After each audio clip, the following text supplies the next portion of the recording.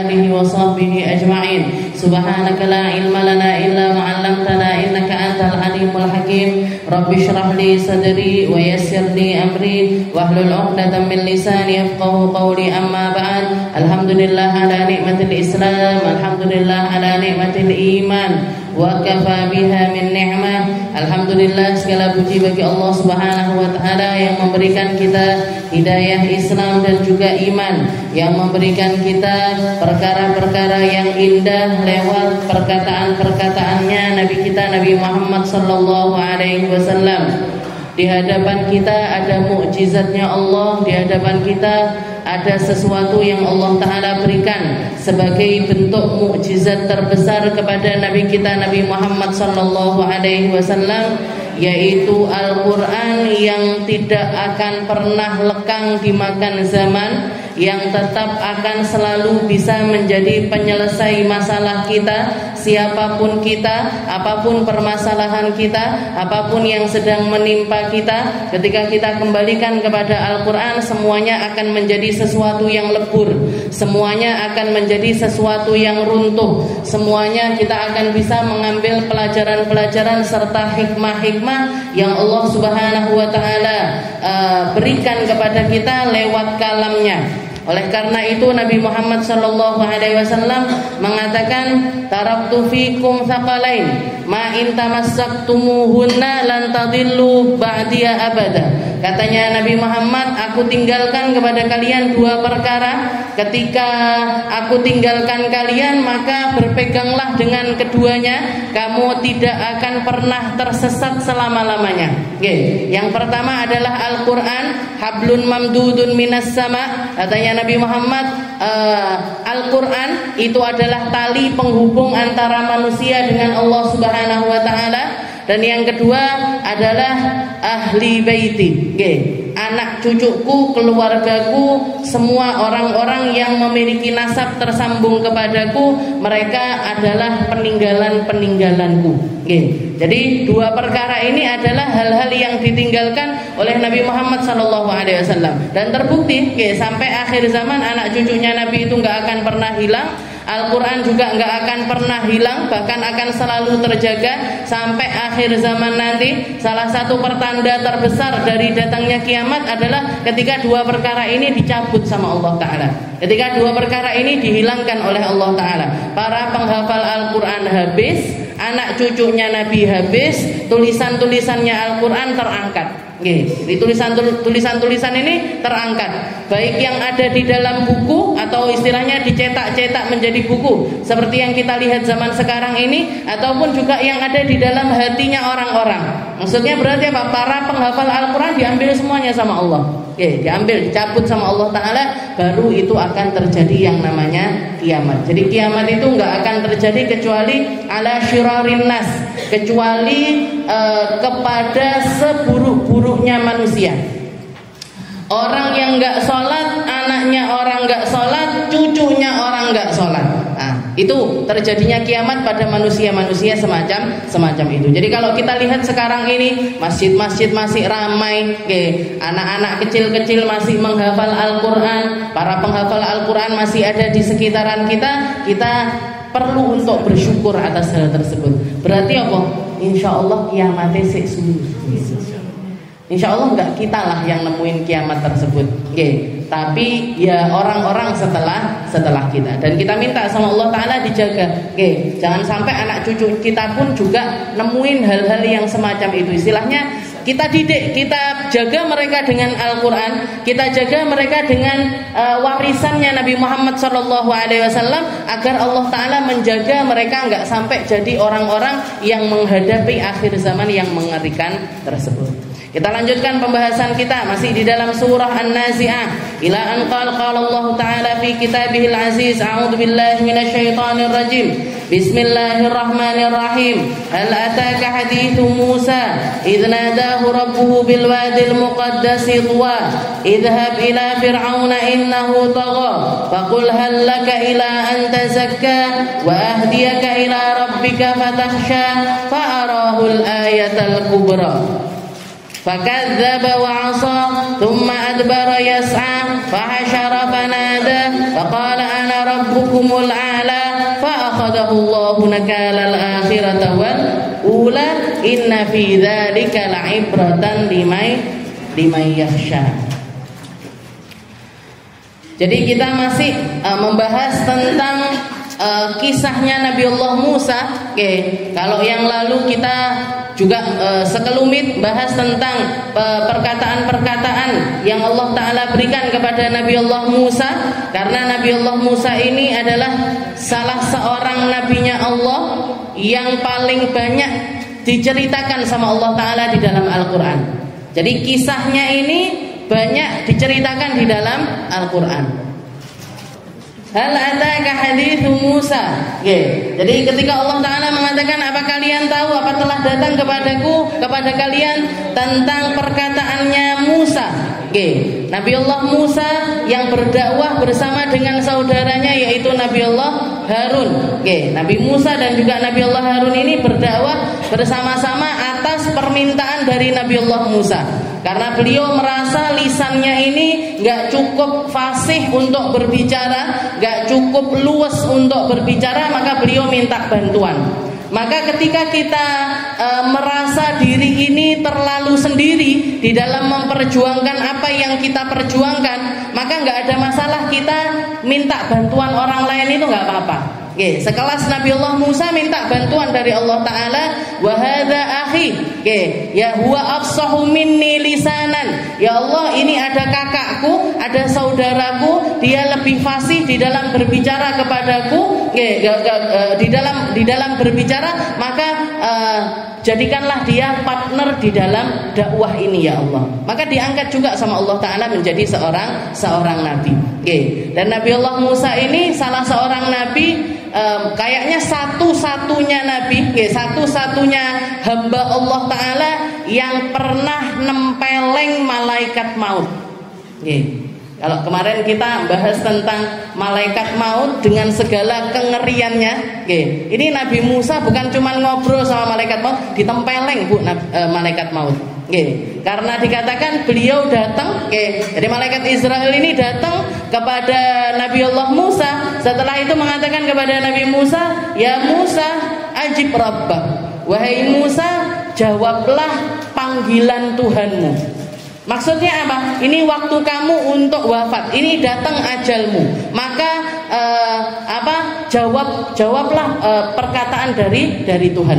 Maka nggak terima Nabiullah Musa ditempeleng. Fafaqa'a ainah, katanya dikatakan saking kerasnya Nabi Musa ini nempeleng malaikat Israel sampai matanya Israel ini copot dari tempatnya. Lepas dari tempatnya. Datang ngadu, malaikat maut nggak ngerti gimana cara mengembalikan mata ini tadi, naik ke atas langit ngadu sama Allah Ta'ala, ya Rabb, ya Allah, Engkau telah mengirimkan aku kepada seorang hambamu la yuridul maut, dan dia ini nggak pengen mati ya Allah. Hambamu Musa ini, kekasihmu Musa ini, engkau nyuruh saya untuk datang kepadanya untuk ngambil nyawanya, dan saya memperlakukannya sebagaimana saya memperlakukan nabi-nabinya Allah Ta'ala yang lainnya. Saya datang dengan permisi, saya datang dengan lembut, saya datang dengan kalau malaikat maut datang ini kan ya berarti mau ngambil nyawanya. Tapi dia enggak la yuridul maut, dia enggak pengen mati ya Allah. Kok saya disampaikan, lihat nih mata saya copot. Saya ditempeleng sama Musa. Akhirnya dikembalikan sama Allah Ta'ala. Dikembalikan sama Allah Ta'ala. Setelah itu Allah Ta'ala mengatakan, ya Israel, wahai Israel, kembalilah kamu kepada Musa. Tanya dia dengan cara yang lebih lembut lagi. Tanya, karena memang tabiatnya Nabi Musa ini orangnya apa? Kalau kita dengar ceritanya orangnya itu heboh. Setelah itu keras. Kalau apa-apa, kalau maunya begini ya begini. Kalau maunya begitu ya begitu. Nggak ada istilahnya nggak ada yang tersembunyi dari apa yang dirasakan oleh Nabiullah Musa. Jadi beliau itu suka belak-belakan. Makanya ketika ketemu sama Nabi Muhammad, nangis Nabi Musa. Setelah itu ngomong sama Allah Ta'ala, ya Rabb, hadza gulam, ya Rabb, ini pemuda ini lebih muda dari saya, datang engkau angkat menjadi nabi setelah saya, tapi kenapa kok umatnya lebih banyak daripada umat saya ya Allah? Jadi istilahnya nggak terima Nabi Musa. Bukan nggak terimanya ini bukan berarti nggak terima untuk hilang kenikmatan itu dari Nabi Muhammad, enggak. Tapi beliau itu ngenes, ya Allah saya ini sama-sama Nabi, saya ini juga Rasul, dan dia lebih muda dari saya. Nah dari fisik kayaknya ganteng-ganteng, ya mirip-mirip aja ya Allah. Tapi kenapa kok dia itu umatnya lebih banyak daripada umatku? Ya wahai Allah. Maka dikatakan ketika cerita itu Nabi Muhammad mengatakan rahimallahu akhi Musa faqad ibtuliya aktsara minni fasabar. Semoga Allah Ta'ala merahmati saudaraku yaitu Nabi Allah Musa. Dia itu telah mendapatkan ujian-ujian kehidupan yang jauh lebih banyak, jauh lebih keras dibandingkan saya, dan dia bersabar atas semua bala-bala tersebut. Atas ujian kehidupan tersebut, dia memilih untuk bersabar tentang hal tersebut. Jadi, kita kembali lagi copotnya matanya malaikat Israel ini tadi. Jadi copot sampai copot. Setelah itu Allah Ta'ala nyuruh kamu kembali lagi ke Musa. Setelah itu tawarkan, tawarkan kepada Musa. Katakan kepada Musa, wahai Musa, kalau kamu memang belum pengen mati, kalau kamu memang belum menginginkan kematian, maka silahkan elus pundaknya sapi. Athor itu banteng. Jadi sapi yang ada gininya itu apa? Banteng kan? Jadi elus punggungnya dia, nanti seberapa banyak bulu yang tertutupi dengan tanganmu, dengan itu kamu akan ditambah umurmu 1 tahun. Dengan itu sebanyak jumlah. Kamu pengennya panjang umur, yo usap dari atas sampai ke bawah. Pokoknya setiap bulu yang ada di punggungnya Thaur tersebut, itu akan bernilai 1 tahun umur, ditambahnya umurmu sama Allah Subhanahu wa Ta'ala. Setelah itu datang malaikat Israel ngomong nyampaikan apa yang disampaikan oleh Allah Subhanahu wa Ta'ala. Katanya malaikat Israel, wahai Musa, silahkan ini usap ini punggungnya Athaur. Nanti berapa dari bulu itu kamu akan nambah 1. Kalau kamu memang nggak pengen mati nggak apa-apa. Katanya Allah Ta'ala nggak mati dulu nggak apa-apa. Katanya Nabi Musa, tummama. Kalau saya sudah ngusap punggungnya banteng terus apa? Nambah umurmu 1 tahun, 2 tahun, 3 tahun, 4 tahun, 10 tahun, 100 tahun. Akan nambah. Setelah itu apa? Setelah 100 tahun apa? Setelah 200 tahun apa? Setelah 300 tahun apa? Ya pasti kematian. Jadi meskipun sebanyak apapun bulu yang kamu pegang, ujung-ujungnya nanti juga adalah kamu mendapatkan kematian itu sendiri. Thummama. Terus apa? Kalau aku dipanjangkan umurnya sepanjang-panjangnya sama Allah Ta'ala, apa yang aku dapatkan? Gak bisa jawab malaikat Israel. Katanya Nabi Musa, bukan itu yang aku inginkan. Bukannya panjang umur sepanjang-panjangnya itu yang aku inginkan. Bukannya aku takut sama kematian, tapi aku mengharapkan kematianku itu dekat bi ardil muqaddasah. Rabbi adnini minal ardil muqaddasah. Di dalam doanya Nabi Musa, ya Allah, dekatkanlah kematianku itu dengan tanah yang disucikan. Apa itu? Palestina. Seperti yang kita tahu, Nabi Musa itu diutus di Mesir. Mesir itu kan gandeng sama Palestina. Perbatasannya itu cuman dibatasi dengan istilahnya ya istilahnya 2 negara yang nempel, kayak Indonesia sama Malaysia gitu, nggak ada batas apapun, nggak ada batas apapun, bukan laut, bukan apa. Jadi Nabi Musa itu beliau itu sedang perjalanan menuju Palestina, dan beliau mengharapkan kematian itu terjadi di negeri Palestina. Dan istilahnya kalau para nabi-nabinya Allah itu di tempat mana mereka dimatikan, di situ mereka akan dikuburkan. Makanya Nabi Muhammad SAW begitu wafat di rumahnya Sayyidah Aisyah, dikubur di kamarnya Sayyidah Aisyah. Enggak dipindah ke Baqi, enggak dipindah ke pekuburan, enggak. Tapi di mana tempat beliau diwafatkan, di situ beliau akan dikuburkan. Itu aturannya para nabi-nabinya Allah. Maka beliau tahu ini, kalau saya mati sekarang, yang nggak terima kenapa kok malaikat Israel itu ditempeleng sama Nabi Musa? Karena beliau nggak mau nanti dikubur di sini, itu nggak mau.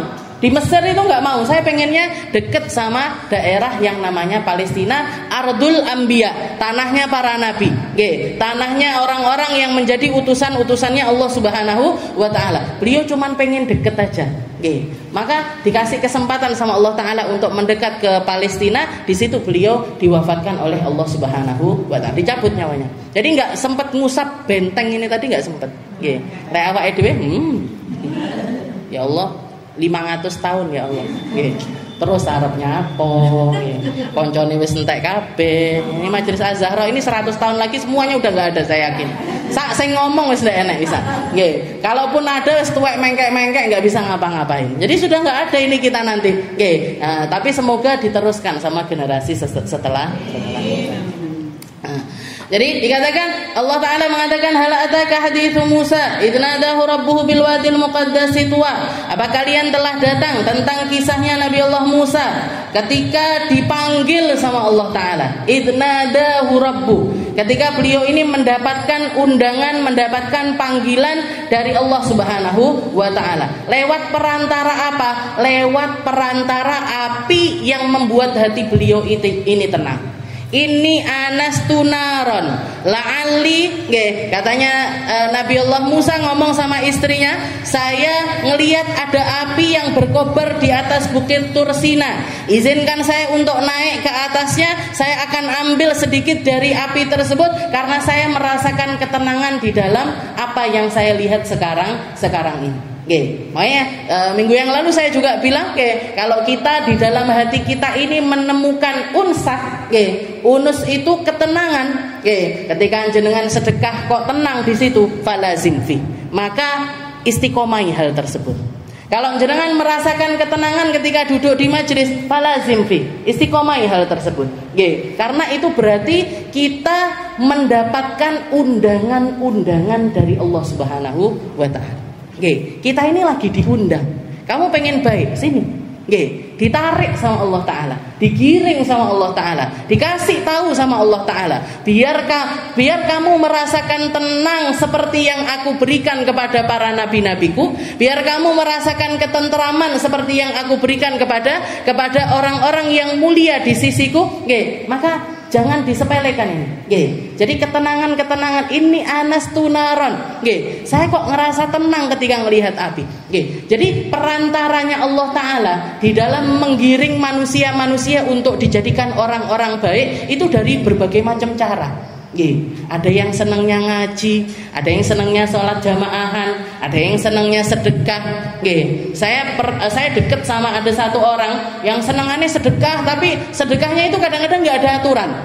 Jadi kalau sedekah itu kadang-kadang nggak ada aturan. Saya bilang, Kak, jangan kayak gitu. Kalau sedekahin mbok ditoto, apa yang paling pas buat orang lain. Istilahnya kayak misalkan orang haus ya kita kasih air. Jangan dikasih bunga. Kalau ada orang lagi sedih silahkan kasih bunga. Tapi kalau orang haus kasih air, orang lapar kasih makanan. Jangan sembarangan, jangan serampangan kalau ngasih sedekah kepada orang. Katanya dia, tapi aku seneng ini loh Pak. Jawabannya gitu. Kalau saya tegur itu beliaunya bilang, tapi saya seneng. Saya seneng keluar duit kayak gini itu saya seneng. Oh ya sudah. Berarti apa? Berarti di situ ada unsah. Ada perasaan tenang di dalam apa yang dia lakukan. Ada perasaan tenang, maka itu jangan diabaikan. Dan semua dari jenengan ini beda-beda.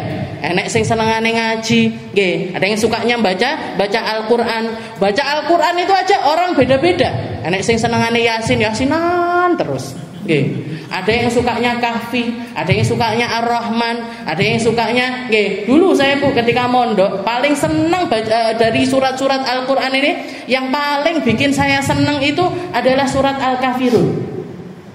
Surat Al-Kafirun. Padahal kalau orang bagusnya itu apa? Jenengan nggak akan bisa merasakannya kecuali ketika tahu apa isinya dan klik di dalam hati. Di dalam hati itu ada klik nggak ada? Dan jadi saya ketika membaca surat Al-Kafirun itu saya merasa itu sangat mewakili isi hati saya. Itu saya banget. Jadi ketika Allah Ta'ala qul ya ayyuhal kafirun la a'budu ma ta'budun wa la antum 'abiduna ma a'bud wa la ana 'abidum ma 'abadtum wa la antum 'abiduna ma a'bud lakum dinukum waliyadin. Ini terjadi ketika Rasulullah SAW ditawari segala macam. Ditawari perempuan, wahai Muhammad, berhenti kamu dari dakwahmu, akan aku berikan kamu mau pengen perempuan cantik yang mana di negeri Mekah ini. Kalaupun dia misalkan sudah punya suami, biarkan suaminya menceraikan, dadekno bojomu. Kamu minta yang mana aja, siapa aja, stat berapapun, dikasih. Ditawarkan sama Nabi Muhammad. Kamu ini pengen apa sebenarnya? Pengen perempuan. Akan kami carikan perempuan-perempuan tercantik di negeri Mekah. Bahkan kalau perlu yang dari luar Mekah sekalipun, mau kamu berapapun, nanti kamu mau jadikan istri, mau jadikan selir, silahkan. Katanya Nabi Muhammad, bukan itu yang saya cari.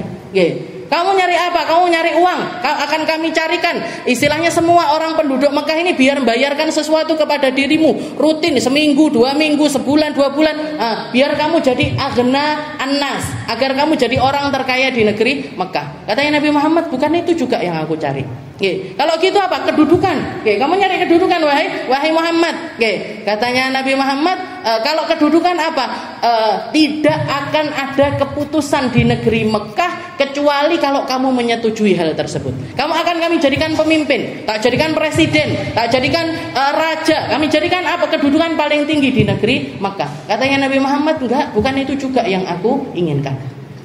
Terakhir tawarannya orang kafir ini, mereka menawarkan, kalau gitu wahai Muhammad, gimana kalau kita ini setengah-setengah? Setengah-setengah gimana? Nanti seminggu kita ngikuti agamamu, nanti seminggu kamu ngikuti agama kita. Nanti atau apalah keputusannya, seminggu-seminggu, apa sehari-sehari, apa sebulan-sebulan. Pokoknya ada waktu-waktu kami akan ikut di dalam agamamu, nanti ada waktu-waktu kamu ikut dengan agama kami. Logikanya Nabi Muhammad waktu itu, coba, kalau ini masih mungkin. Barangkali kalau mereka ikut di dalam agama kita, ngelihat kita baca Al-Quran, ngelihat kita sholat, ngelihat kita belajar dan lain sebagainya, barangkali mereka nanti akan tertarik dengan agama Islam. Katanya Nabi Muhammad, kalau gitu biarkan saya berpikir, hatta sampai Tuhanku memberikan keputusan kepadaku. Di saat itu turun surat Al-Kafirun, Bu.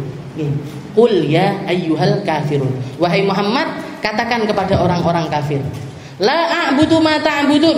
Kami tidak akan beribadah kepada peribadatan. Kami tidak akan menyembah apa yang menjadi sesembahanmu.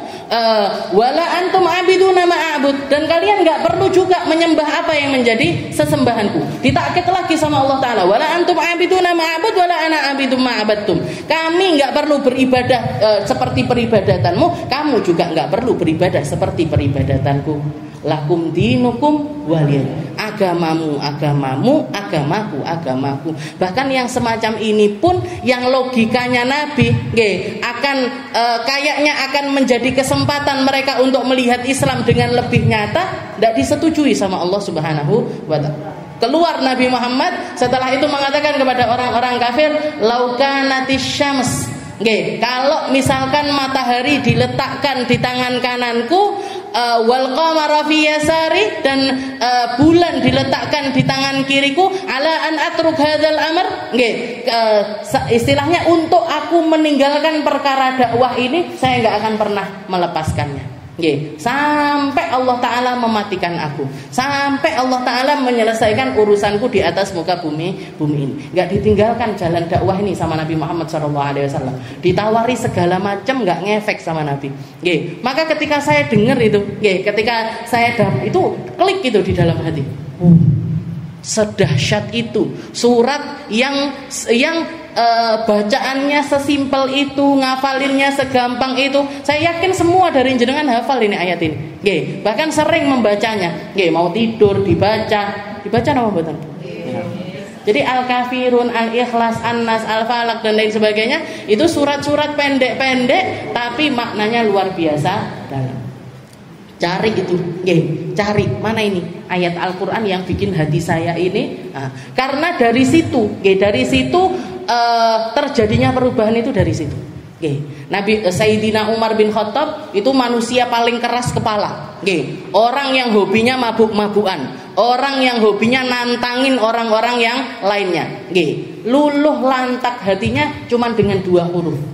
Toha. Toha. Jelek mancep di dalam hatinya, runtuh keangkuhannya, runtuh kepongahannya, runtuh semua sifat-sifat buruk yang ada di dalam dirinya, langsung menjadi pengikutnya Nabi Muhammad SAW yang paling bijaksana, yang paling jenius, yang paling punya gebrakan luar biasa. Sampai zaman sekarang itu ada orang bikin buku Abqariyatu Umar, judulnya Kejeniusan Umar bin Khattab. Karena gebrakannya di dalam sepak terjangnya yang luar biasa di dalam agama itu. Orang yang dulunya berangkat dari rumahnya mau bunuh Nabi Muhammad SAW, luluh lantak dengan 2 huruf takku, Toha ma anzalna 'alaikal qur'ana litashqa illa tadhkiratan liman yakhsha. Jadi ayat pertama dari Toha itu sudah nusuk di dalam hatinya. Begitu diteruskan ma anzalna 'alaikal qur'ana litashqa, tidaklah kami turunkan Al-Qur'an itu buat untuk membuat kamu jadi orang-orang keras. Illa tadhkiratan liman yakhsha, tapi menjadi pengingat bagi orang-orang yang memiliki rasa takut kepada Allah Subhanahu wa taala. Jadi kalau pengen kulaan takut di dalam Al-Qur'an, kalau pengen kulaan kebijaksanaan di dalam Al-Qur'an, kalau pengen kulaan kesabaran di dalam Al-Qur'an, kalau pengen kulaan kebaikan di dalam Al-Qur'an, semuanya ada di dalam Al-Qur'an. Nggih. Awake dhewe enggak mek Toha tok, Bu. Yasin dadi wiritan. Nggih. Tapi yo panggah ngene-ngene ae. Nggih.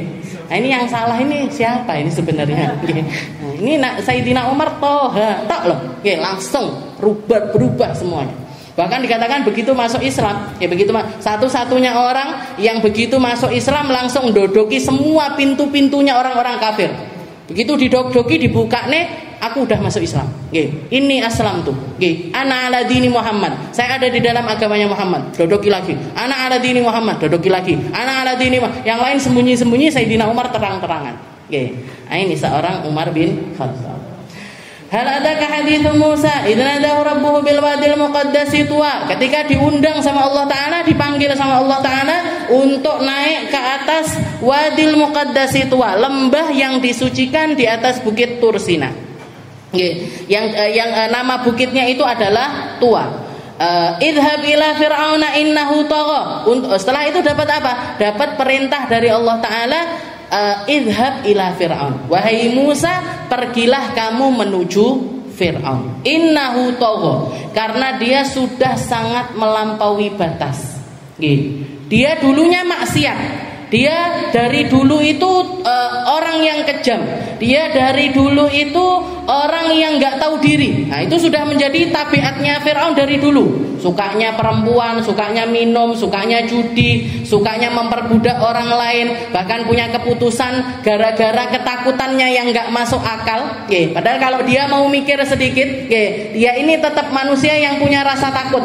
Meskipun punya jabatan, meskipun punya harta, meskipun istilahnya menjadi rezim yang sangat kuat sekali, tapi dia ini tetap manusia. Buktinya apa? Ketakutan dengan sesuatu yang sangat kecil sekali.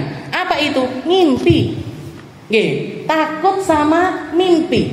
Dikasih sama Allah Ta'ala ketakutan dengan mimpi. Bahkan lebih parah dibandingkan takutnya kita sama kecoa. Kan takut jenengan sama kecoa. Takut apa enggak? Enggak, Ustazah misalnya. Tapi lah enek coro melayu kabeh. Ada tikus lari semua. Itu kan berarti rasa takut. Lah masa istilahnya kamu itu loh, walaupun kamu punya segalanya wahai Fir'aun, kamu itu tetap manusia yang punya rasa takut. Buktinya apa? Kamu ketakutan dengan mimpimu sendiri. Mimpi yang mengatakan kerajaanmu ini akan runtuh dengan datangnya seorang anak laki-laki dari Bani Israel. Dan dari ketakutannya ini datang kebijakan yang luar biasa, nggak masuk akal. Apa itu? Semua bayi yang lahir dari Bani Israel suruh bunuh semuanya. Bayi laki-laki suruh bunuh semuanya. Pokoknya habis itu dapat isyarat lagi dari ahli tafsir. Oh, bukan ahli mimpi, ahli mimpi. Oh, bukan tahun ini wahai Fir'aun. Dia akan lahir di tahun yang selanjutnya. Akhirnya dikurangi lagi. Nggak semua tahun, nggak semua bayi laki-laki yang dibunuh, tapi bayi laki-laki tahun ini dibunuh, tahun depan nggak dibunuh. Tahun ini dibunuh, tahun depannya lagi nggak dibunuh. Makanya dikatakan Nabi Musa itu lahir di tahun di mana bayi laki-laki semuanya dibunuh. Kakaknya Nabi Allah Harun itu lahir di tahun di mana bayi laki-laki itu nggak dibunuh. Nah, jadi kebijakannya kan aneh sekali. Bayangkan kalau misalkan presidennya kita bilang bayi laki-laki semuanya bunuh, atau kalau nggak gitu bayi perempuan semuanya bunuh. Kan itu sudah kebijakan yang nggak masuk akal. Nah, itu aja sebenarnya sudah nunjukkan kalau kamu ini manusia yang lemah, takut sama sebuah mimpi. Takut dengan sebuah mimpi. Nah, jadi dia itu orang yang banyak kejahatannya itu luar biasa banyak. Berapa ribu bayi itu yang sudah dibunuh sama Fir'aun. Tapi di waktu-waktu tersebut, dengan berjalannya waktu itu, Allah Ta'ala belum mengutuskan seorang nabi untuk negur Fir'aun. Baru ketika kalimatnya ini melampaui batas, jadi bukan dosa-dosa semacam pembunuhan, perzinahan, khamr dan lain sebagainya yang dikatakan sama Allah Ta'ala innahu tagha, dia sudah melampaui batas. Bukan kelakuan yang semacam itu. Tapi Allah Ta'ala mengatakan innahu tagha, dia sudah melampaui batas ketika keluar ucapan dari Fir'aun yang mengatakan ana rabbukumul a'la, saya ini Tuhan. Sikis nggak masuk akal ini. Jadi kalau dia sudah menganggap tidak ada sesuatu, tidak ada kekuatan, tidak ada kekuasaan yang bisa menandingi kekuasaannya dia, ini berarti sudah melampaui batas. Innahu tagha. Jadi lek duwe pemimpin sik korupsi tok, berarti belum melampaui batas. Kalau punya pemimpin senengane medok, itu juga masih belum melampaui batas. Judi dan lain sebagainya. Tabiatnya orang punya duit itu kayak gitu, Bu. Tabiatnya orang punya jabatan itu seperti itu, menganggap dirinya ini akan hidup selamanya, nggak akan ada yang akan dipertanggungjawabkan dari hidupnya dan lain sebagainya. Tapi begitu dia mengatakan yang semacam ini, ana rabbukumul a'la, saya adalah Tuhan yang nggak ada Tuhan selain saya. Ini perkataan ana rabbukum, saya adalah Tuhan kalian yang tertinggi. Katanya Allah Ta'ala innahu tagha. Si bangetan. Karena dia menganggap dirinya setara dengan penciptanya. Dia yang lahir dari kemaluan seorang perempuan, berasal dari spermanya laki-laki yang sangat hina, iso keluar kata-kata dari lisannya, kata-kata yang semacam itu. Makanya dikatakan waktu Fir'aun mengatakan yang semacam itu, setan iblis melayu kabeh. Gedek-gedek. Lebih parah ini daripada saya. Lebih parah ini daripada saya. Saya katanya iblis, bukan saya. Jadi katanya iblis, kalau misalkan iblis, saya ini membandingkan diri dengan sesama makhluk, yaitu Nabi Allah Adam. Sama-sama ciptaan, sama-sama bikinan, sama-sama makhluk yang dulunya nggak ada, setelah itu diadakan sama Allah Ta'ala. Dan dia Fir'aun malah membandingkan dirinya dengan Allah Subhanahu wa Ta'ala. Edan, katanya iblis. Yo enggak edan tapi perkataan. Idza bila fir'auna innahu tagha. Faqul hal laka ila an tazakka. Tapi tetap Nabi Allah Musa itu diperintahkan untuk mendatangi Fir'aun dengan pelan-pelan, dengan adab, dengan sopan santun, dengan kata-kata yang lembut. Jadi senjata utamanya Nabi Musa untuk berdakwah itu ya lisan. Lisan ini keluar dari mana? Lisan ini keluar dari logika yang benar, keluar dari keimanan yang nyata, keluar dari keimanan yang nyata, keluar dari logika yang lurus, keluar dari keilmuan yang datang dari Allah Subhanahu wa Ta'ala. Itu yang beliau jadikan modal, itu modal utamanya Nabi Musa untuk mendakwahi Fir'aun. Dan pondasi asasud dakwah, semua pondasi dakwah itu ada di dalam dakwah bil lisan, ada di dalam dakwah di dalam kata-kata. Makanya di tempat ini, Bu, di majelis ini di tempat yang jenengan katakan majelis taklim, majelis azhar, dan namanya majelis az-Zahra. Setelah itu di tempat ini kita belajar tentang keilmuan, cara penyampaiannya itu pakai lisan, maka tempat ini adalah tempat di mana keran dakwah itu sudah dinyalakan. Kerannya dakwah itu sudah dinyalakan. Maka semua yang jenengan perjuangkan di tempat ini nggak akan pernah disia-siakan sama Allah Ta'ala. Hartanya jenengan yang jenengan keluarkan nggak akan sia-sia. Duduknya jenengan, waktunya jenengan, geringgingan yang jenengan, sampai ndelosor kabeh niki, ya nggak kabeh. Jadi boyoane jenengan, kesel aku, misalkan boyo itu semuanya nggak akan disia-siakan sama Allah Ta'ala. Apa yang ini keran dakwah di sini berarti dinyalakan sama Allah Ta'ala. Maka semua yang diperjuangkan di tempat ini nggak akan ada yang sia-sia. Karena semuanya berarti kita sedang menyalakan keran dakwah di mana asasnya itu adalah dakwah bil lisan. Senjatanya para nabi-nabinya Allah Ta'ala itu nggak muluk-muluk, bukan tank-tank besar, bukan bom-bom besar dan lain sebagainya, enggak. Tapi adalah kalimat-kalimat hujah yang datang dari Allah Ta'ala dengan segala kebenarannya. Itu mampu mengalahkan apapun. Itu mampu mengalahkan apapun. Jadi dakwah paling besar itu adalah dakwah dengan lisan. Makanya nggak ada yang bisa menandingi dakwahnya para ulama. Jenengan mau dakwah dengan harta, jenengan mau dakwah dengan jasa, jenengan mau dakwah dengan kekuatan. Saya nggak iso ngomong tapi tak ewangi Ustazah Aminah ben iso punya majelis. Saya nggak punya ilmu tapi saya punya uang untuk dukung dakwahnya beliau. Saya atau ustadz ini atau ustazah ini atau pendakwah ini atau pendakwah ini. Jenengan ketika investasi di tempatnya para ulama, itu semuanya nggak akan pernah disia-siakan sama Allah Ta'ala. Makanya bahkan sampai sedekah paling tinggi itu sedekah kepada para ulama. Sedekah yang paling tinggi pahalanya adalah ketika kita sedekah kepada para ulama. Kenapa? Karena dia, orang-orang semacam itu, semua yang ada pada dirinya manfaat. Terutama apanya? Lisannya. Terutama adalah omongan. Karena mereka punya Al-Quran, mereka punya ilmu, mereka punya sesuatu yang dititipkan sama Allah Ta'ala kepada para nabi-nabinya.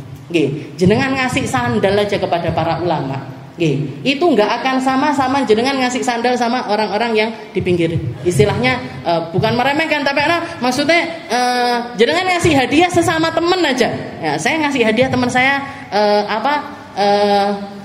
sandal misalkan, atau tas misalkan, atau jilbab misalkan, atau baju misalkan. Nah, ini paling kalau sama teman-teman kita ini dipakai ngapain? Yo neng omah ngapain, kalau tas ya dibawa kondangan, nah, seperti itu. Tapi kalau kepada ulama, dipakai bawa buku, dipakai bawa kitab, dipakai bawa sesuatu yang semuanya itu menjadi alasan dakwahnya dia, menjadi sesuatu yang menopang dakwahnya orang-orang tersebut.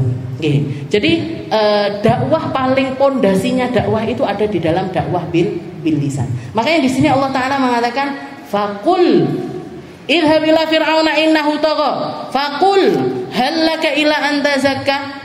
Wahai Musa, katakan kepada Fir'aun. Katakan berarti apa? Pakai ucapan. Pakai kata-kata, pakai hujah, pakai kalimat-kalimat yang itu menjadi wasilah agar Fir'aun ini mendapatkan hidayah dari Allah Subhanahu wa Ta'ala. Karena Allah Ta'ala meletakkan fi aidin nas hidayatan tajrif bi aidin nas. Hidayahnya Allah Ta'ala itu, Allah Ta'ala pemilik hidayah tertinggi, yang paling punya kuasa hidayah itu Allah Ta'ala. Tapi Allah Ta'ala juga menyebarkan hidayah-hidayahnya di tangan-tangan manusia, di tangan-tangan makhluknya, di dalam diri makhluk-makhluknya Allah Ta'ala ada hidayah-hidayah yang dititipkan, ada hidayah-hidayah yang dititipkan kepada mereka, yang kita sebutkan sebagai seorang a'immah, sebagai para pemimpin-pemimpin umat. Allah Ta'ala mengatakan di dalam Al-Quran, wa innaka latahdi ila siratim mustaqim, siratillah. Wahai tugasnya para nabi, kalian itu adalah membawa hidayah kepada orang-orang agar mereka ini mengerti tentang jalan yang lurus, yaitu jalannya Allah. Jadi para ulama yang benar ini yang gimana? Yang bawa orang menuju Allah, bukan menuju dirinya, bukan menuju majelisnya, bukan menuju komunitasnya, bukan menuju sesuatu yang ada pada dirinya, enggak. Tapi bawa orang menuju Allah. Terserah lewat mana. Bisa jadi lewat majelis Az-Zahra, bisa jadi lewat majelis Darussalam, bisa jadi lewat majelis An-Najah, bisa jadi kan ketemu majelis kan macam-macam. Nah, ini yang harus jadi pakemnya atau istilahnya yang harus ada di dalam prinsip kepengurusan adalah kita ini dakwah ngajak orang menuju Allah, bukan menuju majelis saya, bukan menuju sekolah saya, bukan menuju ustadz, ustadzah fulanah, enggak, tapi bawa orang-orang ini menuju Allah. Wa innaka latahdi ila siratim mustaqim, siratillah. Katanya Allah Ta'ala, para nabi-nabiku, para rasul-rasulku, kalian ini adalah para pembawa hidayah, bawa orang menuju jalannya Allah Ta'ala, menuju jalan yang lurus, yaitu jalannya Allah Ta'ala. Kriterianya apa? Kalau orang mau dakwah, membawa kepada hidayahnya Allah Ta'ala, ini yang harus ada di dalam diri mereka apa? Dua perkara.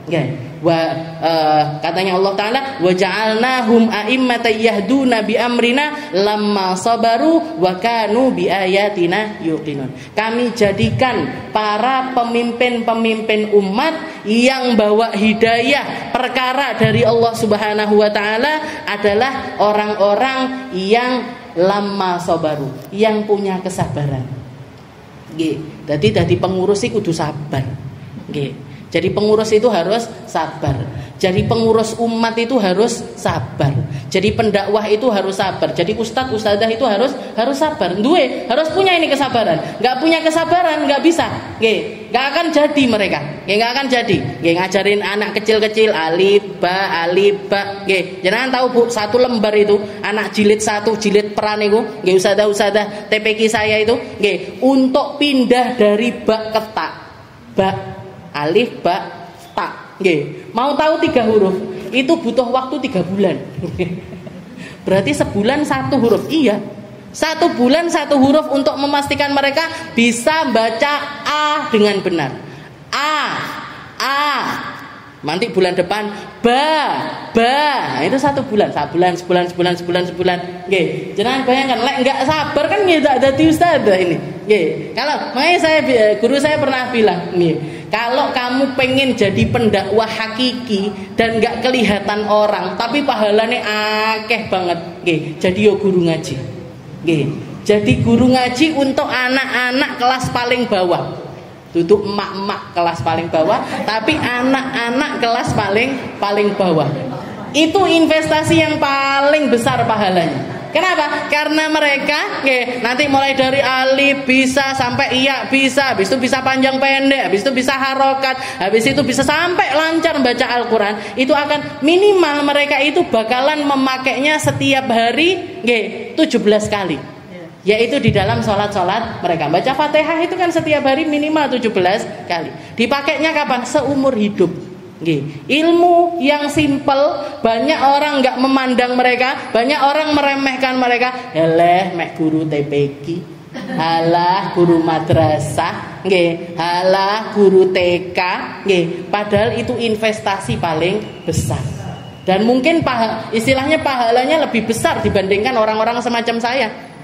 Yang ngaji sama orang-orang yang sudah ngerti, ngaji sama orang-orang yang sudah pinter dan nggak susah, nggak sampai saya itu nggak ngoten, Ini kalau di sekolahan Al-Quran ini sangel banget, Guru nih kudu sabar, murid ya kudu sabar. Lama sabaru. Jadi semua perjuangan itu yang utama harus punya kesabaran. Dan sabar itu mesti butuh waktu. Yang membuktikannya adalah waktu. Berapa lama ini bertahan? Makanya Az-Zahra bisa berdiri sampai berapa belas? 18 tahun. Bisa sampai 18 tahun. Ini berarti pengurusnya sabar banget. Berarti lama sabaru. Wa kanu bi ayatina yuqinun. Yang kedua apa? Yang kedua kanu bi ayat. Mereka punya keyakinan yang luar biasa kepada Allah Subhanahu wa taala. Kanu bi ayatina yuqinun. Jadi yakinnya terus. Arepe mandeg sih. Arepe mau berhenti dari dakwahnya, yang diingat-ingat perjuangannya Nabi, yang diingat-ingat surga, yang diingat-ingat pahala, yang diingat-ingat balasan dari Allah Subhanahu wa taala, bukan balasan dari manusia. Oke, yang dicari bukan balasan dari manusia. Wa kanu bi ayatina yuqinun, tapi yakinnya sama Allah Subhanahu wa taala. Idhhab ila fir'auna innahu tagha faqul hal laka ila an tazakka wa ahdiyaka ila rabbika fatakhsha. Wahai Fir'aun, apa kamu mau saya berikan jalan hidayah? Apa kamu mau saya tunjukkan jalannya Allah Subhanahu wa taala agar kamu ini mendapatkan hidayah dari Allah taala, fatakhsha, sehingga kamu bisa merasakan rasa takut kepadanya. Jadi misi atau tujuan dari sebuah dakwah, tujuan dari sebuah dakwah itu memasukkan rasa takut kepada hamba-hambanya. Jadi sangat normal sekali kalau jenengan saya ceritani neraka, pulang ke rumah kebayang-bayang aku ceritani sedemang. Karena memang itu tujuannya dakwah, bukan cuman untuk bersenang-senang. Senang-senang itu nggak apa-apa. Rasulullah sendiri itu diutus sama Allah Taala basyiran wa nadhiran. Basyiran wa nadhiran, sebagai pembawa kabar gembira, tapi juga memperingatkan manusia. Bukan cuman sebagai pembawa kabar gembira terus. Bukan cuman nyuruh orang istilahnya agar mereka berbuat baik terus, enggak, tapi juga agar bagaimana mereka ini takut sama Allah Ta'ala. Gimana caranya biar mereka ini menghindari maksiat-maksiat kepadanya, gimana caranya biar mereka ini jaga hatinya, gimana caranya biar mereka ini waspada dengan jalan kehidupannya, bahwasanya maksiat itu enggak ada toleransi di dalamnya. Enggak ada kepastian kita ini ketika berdosa habis itu taubat, setelah itu diterima taubat kita sama Allah Ta'ala, enggak ada kepastian di dalam hal tersebut. Maka kita perlu punya rasa takut kepada Allah Ta'ala agar rasa ini bikin kita ini semangat untuk meraih kebaikan-kebaikan dari Allah. Dan bahkan salah satu tanda seseorang ini dimuliakan sama Allah Ta'ala ketika di dalam dirinya ada rasa takut. Innama yakhshallahu min ibadihil ulama. Katanya Allah Ta'ala, yang paling bisa merasa takut adalah mereka-mereka yang paling mengerti tentang kedudukan Allah Subhanahu wa Ta'ala. Ketika Nabi Allah Adam diturunkan dari surga bersama dengan istrinya yaitu Sayyidah Hawa, itu malaikat Jibril, malaikat Mikail nangis, Bu. Nangis, ya Allah, hambamu yang dulunya kami engkau perintahkan sujud kepadanya karena keilmuan yang ada pada dirinya, tapi ternyata dengan satu kesalahannya engkau telanjangi dia, engkau ambil segala fasilitas surganya, bahkan engkau turunkan ke dunia. Berarti ini semuanya enggak menutup kemungkinan kami engkau perlakukan seperti itu juga, ya Allah. Ini malaikat Jibril, malaikat Mikail nangis, Bu. Karena takut bisa jadi Allah Ta'ala akan memperlakukan mereka dengan cara yang sama. Dicabut fasilitas kemalaikatannya, diturunkan sama Allah Ta'ala menjadi orang yang terhina atau menjadi hamba yang terhina. Diturunkan. Katanya Allah Ta'ala apa? Ya Jibril, ya Mikail, wahai Jibril, wahai Mikail, fadzalikuma, dengan rasa yang semacam itu, fakuna, tetapilah rasa itu. Berarti apa? Kudu wedi sama Allah Ta'ala, itu harus takut kita. Harus punya rasa takut sama Allah Ta'ala, itu harus ada. Karena itu yang Allah Ta'ala inginkan ada di dalam hambanya. Bahkan Nabi Muhammad mengatakan, orang yang merasa aman di dunia berarti dia gak akan aman di akhirat. Orang yang banyak takutnya di dunia, insya Allah dikasih rasa aman sama Allah Ta'ala di akhirat nanti.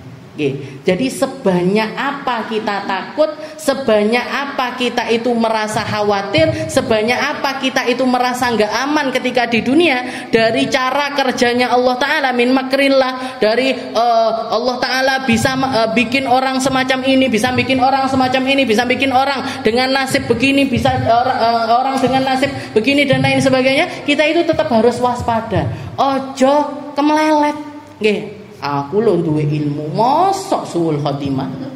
Saya loh punya majelis, masa saya dihinakan sama Allah Ta'ala? Saya loh rajin sedekah, masa saya mau dibikin sama Allah Ta'ala disiksa di dalam kubur? Nggih, saya loh sudah bantu orang ini, bantu orang ini, bantu orang ini, ngajak orang ini, ngajak orang ini, ngajak orang ini, masa saya diperlakukan buruk sama Allah Ta'ala? Siapa yang jamin? Nggih, siapa yang jamin kita nggak akan dihinakan sama Allah Ta'ala? Itu siapa yang jamin? Nggih. Jadi rasa takut itu harus, bahkan para nabi-nabinya Allah, para rasul-rasulnya Allah itu manusia-manusia yang paling takut sama Allah Ta'ala. Nggih. Nabi Muhammad SAW diceritakan beliau ketika sholat, nggih, ketika sholat para sahabat ini, beliau sholat sendirian. Para sahabat ini ngelihat Rasulullah itu maju sambil tangannya itu mau meraih sesuatu. Setelah itu mundur sambil nundukkan kepalanya, ketakutan sekali. Ketika ditanya selesai sholat, ditanya sama para sahabat, ya Rasul, apa yang terjadi kepada dirimu ya Rasul? Katanya Rasul, ketika saya sholat kushifatil hijab. Hijab ini dibuka sama Allah Ta'ala. Yang menghalangi antara manusia dengan alam akhirat itu dibuka sama Allah. Fara'aitul jannah, maka saya ngelihat surga. Maka saya sangat menginginkan untuk masuk surga. Saya melihat ada buah-buahan yang nikmat di situ. Saya pengen sekali masuk ke dalam surga. Setelah itu diganti pandangan saya. Allah Ta'ala memperlihatkan saya kepada neraka. Fakhashitu, maka aku ketakutan sampai saya mundur karena takut dicemplungkan sama Allah Ta'ala masuk ke dalam neraka. Ini Nabi Muhammad SAW takutnya luar biasa. Lah kok awake dhewe pede ini luar biasa. Pede ini luar biasa. Aku mosok enggak husnul khotimah. Berapa banyak orang-orang zaman dahulu itu yang dulunya baik, bahkan bergelimang kebaikan, tapi ternyata dihinakan sama Allah Ta'ala. Barsesoh misalkan, di zaman Bani Israel itu ada seorang laki-laki namanya Barsesoh. Barsesoh itu ahli ibadah luar biasa. Jadi ibadah terus sampai nggak punya istri, nggak punya anak, dia ibadah tok fokus. Tidak, siang dipakai untuk puasa, malam dipenuhi dengan bangun malam. Tapi nggak duwe ilmu. Sayangnya dia itu nggak punya ilmu. Ini makanya orang kalau nggak punya ilmu, nggak datang ke majelis istilahnya. Jadi ibadah, tapi nggak ada sisi keilmuan yang ditambahkan ke dalam dirinya, itu setan gampang banget. Jadi dolanannya setan bahkan. Sholatnya pun dijadikan mainannya setan. Wudunya dia jadi mainannya setan. Sedekahnya dia jadi mainannya setan. Jadi kabar sesah itu seperti itu. Dia ibadah terus, datang setan goda, datang setan godain dia. Setan dalam bentuk manusia datangi barsesok, ngomong kalau pengen jadi temannya dia di dalam ibadah. Wong namanya setan dulunya sudah pernah ibadah sama Allah Ta'ala, jadi hamba yang paling mulia bahkan di alam langit sana, ikut ibadah sama barsesok. Diperhatikan sama barsesok, orang kan seperti itu, merhatikan itu sama yang selevel. Orang yang biasa sholat di saf paling depan, kelihatan ada orang datang ke saf depan, sapa iki? Siapa ini? Orang baru yang ada di saf depan. Kan seperti itu. Jadi ibarat saya seperti itu. Ketika datang, siapa diperhatikan? Bangun malam. Dia bangun malam, tapi ada tidurnya. Ini setan ini bangun malam tanpa tidur. Si Barseso puasa, tapi waktunya berbuka dia berbuka, buka sahur. Ini orang setan ini puasa tanpa buka, tanpa sahur. Mancen setan, nggak butuh makan, nggak butuh minum dia. Katanya si Barseso, luar biasa ini, lebih kuat daripada saya ibadahnya, lebih kuat daripada saya di dalam muamalahnya sama Allah Ta'ala. Ditanya lah, kamu kok bisa kayak gitu, itu kenapa? Sholat sepanjang malam tanpa tidur sama sekali, puasa tanpa berbuka sama sekali. Katanya setan. Nah, di sini masuk setan. Saya itu dulu, saya itu sebelum bisa ibadah kayak gini itu, saya dulu pernah melakukan satu kesalahan. Saya pernah melakukan satu dosa. Sehingga setiap kali saya ibadah, saya keinget dosa tersebut, saya enggan untuk berhenti dari ibadah saya. Jadi sholat gitu, kelingan arepe mandek mau istirahat dulu, sholat lagi, keinget lagi sholat lagi, keinget lagi sholat, sehingga nggak bisa lepas dari ibadah. Oh gitu ya ternyata. Berarti saya kalau mau jadi kayak kamu harusnya ngapain? Kamu dosa dhisik siji. Kamu melakukan dosa dulu satu, nanti kamu akan bisa merasakan apa yang saya makanya setan itu selalu menjanjikan kefakiran dan juga selalu menjanjikan keburukan. Jadi kalau mau tahu jalan itu adalah jalannya setan, mesti ngejak elek. Ngejak elek mesti sing aja ini setan. Terus apa? Saya harus ngapain ini? Kalau minum khamr saya nggak biasa minum. Saya nggak ngerti belinya di mana, saya nggak ngerti. Kalau mau ini, katanya setan itu loh, ada anak tetangga perempuan cantik, zina aja kamu sekali sama dia. Zina aja kamu sekali sama dia. Oh gitu ya. Tak fasilitasi katanya si setan ini tadi. Ya akhirnya zina sama anak kecil. Berzina sama anak tetangga ketika jadi tetangganya itu karena percaya sama kesalehannya Barseso dititipin anak perempuannya.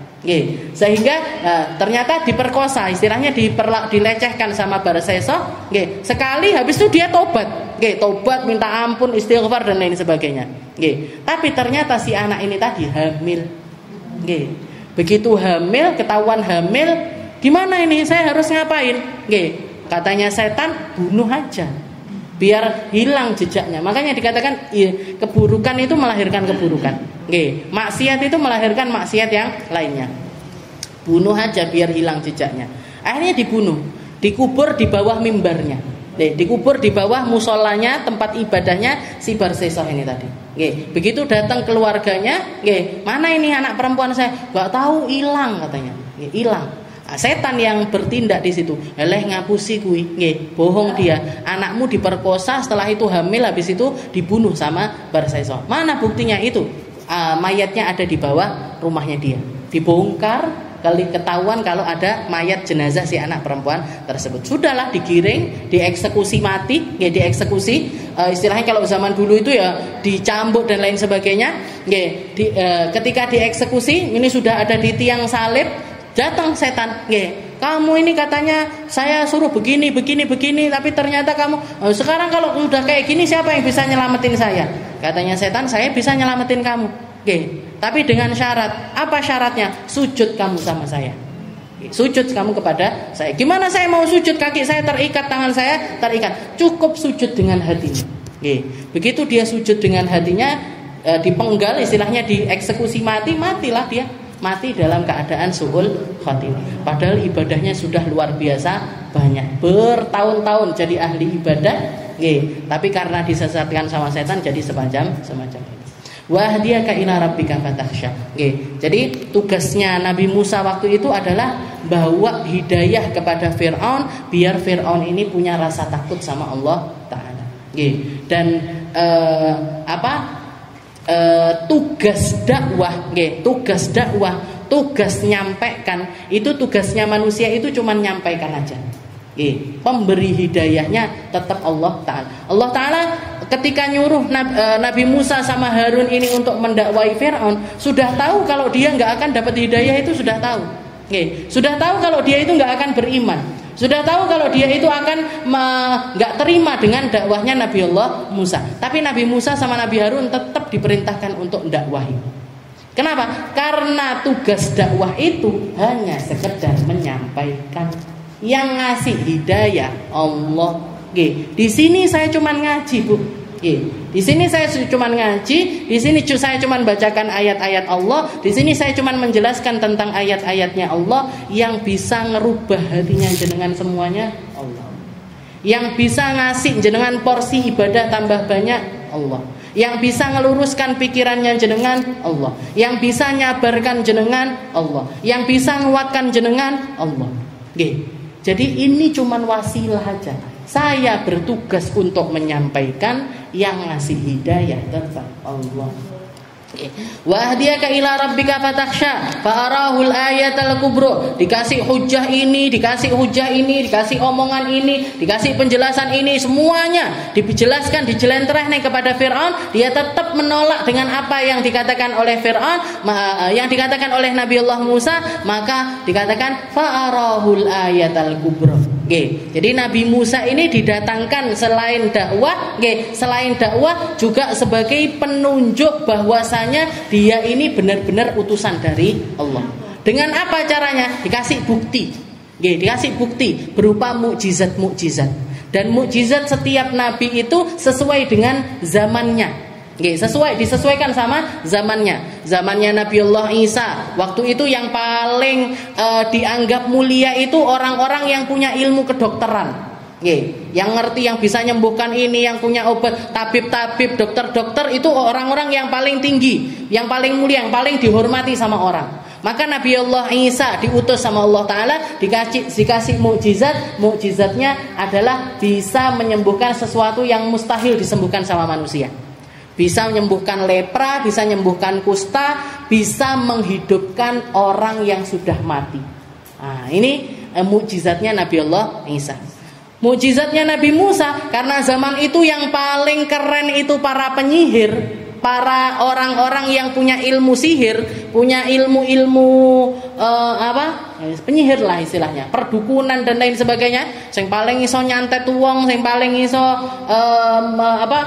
mematikan orang dari jarak jauh dan lain sebagainya. Nah, itu dianggap paling keren. Maka Nabi Musa dikasih mukjizat sama Allah Ta'ala berupa hal yang sama, yang ngalahkan sihir-sihir mereka. Yaitu ketika beliau melemparkan tongkatnya berubah jadi ular, ketika beliau masukkan tangannya ke bajunya, yakhruj bayudo, keluar dalam keadaan bersinar.